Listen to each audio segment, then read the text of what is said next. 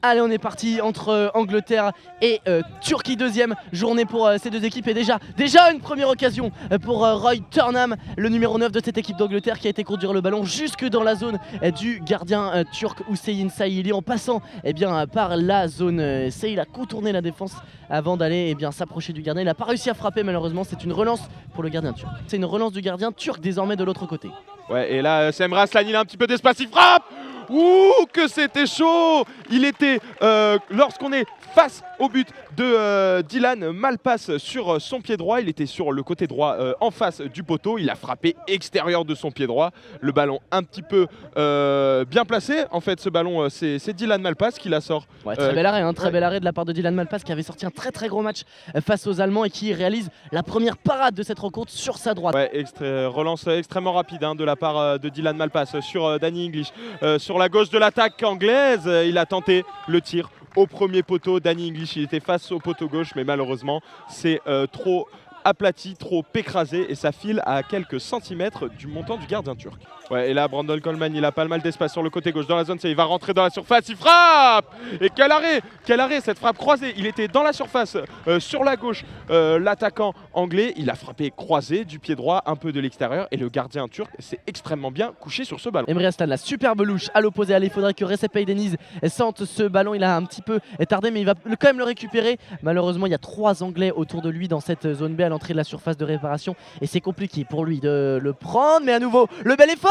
Oh, ils étaient deux, ils se sont gênés. Les Turcs, ils étaient deux avec Emre Aslan à récupérer ce ballon. Ils ont un petit peu frappé en même temps et ça donnait une petite frappe molle. Facile pour Dylan Malpass, le gardien anglais, de s'en saisir. Dans la zone D, il a envoyé le ballon en retrait sur Brandon Coleman de l'autre côté, mais c'est bien récupéré par Emre Aslan. Oh là là, Emre Aslan, qu'est-ce qui bataille face à 2 Anglais dans la zone B. Magnifique, le coup du foulard pour passer entre le petit pont. Emre Aslan, oh non, il avait fait le plus dur.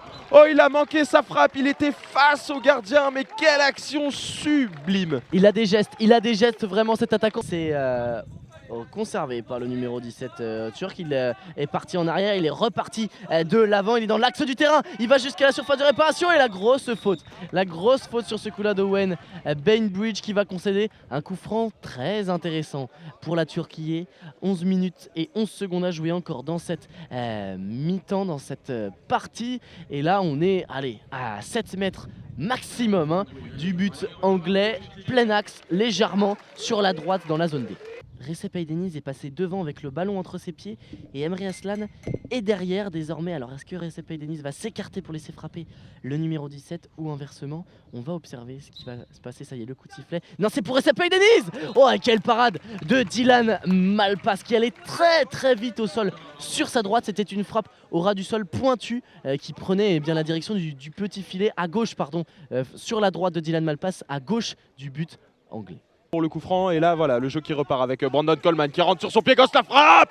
Quel arrêt! Plein axe du gardien turc qui s'est bien couché sur ce ballon pour le renvoyer sur le côté. Une grosse occasion de part et d'autre là en 1 minute, et cette énorme frappe de Brandon Coleman. Très bel arrêt d'Hüseyin Sayili sur sa droite. On est de l'autre côté déjà. Ouais, là c'est Roy Turnham. Oh, il a marché sur le ballon. Quelle occasion il avait, que c'est dommage. Et là c'est les Turcs qui repartent à l'attaque avec le numéro 2. Il va se présenter face au gardien, il frappe. C'est trop écrasé. Il a le temps de se coucher sur ce ballon qui arrivait de la droite de la surface de réparation vers la gauche. Le gardien Dylan Malpass. Avec Brandon Coleman qui s'apprête à rentrer dans la surface, mais il est extrêmement bien stoppé par le capitaine Celal.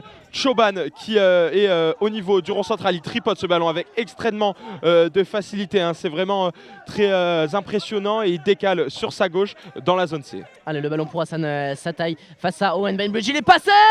Et une nouvelle fois, c'est contré in extremis côté anglais avec cette fois Daniel English qui a mis son pied, mais le ballon est toujours turc avec Hassan Sataï. La reprise pour Emre Aslan qui était au centre. C'était un centre pour Emre Aslan qui n'a pas déclenché assez vite, et qui ça déclenche les foudres de son game. Mais on est déjà de l'autre côté avec Brandon Coleman. Est-ce qu'il va réussir à sauver ce ballon de la sortie? Non.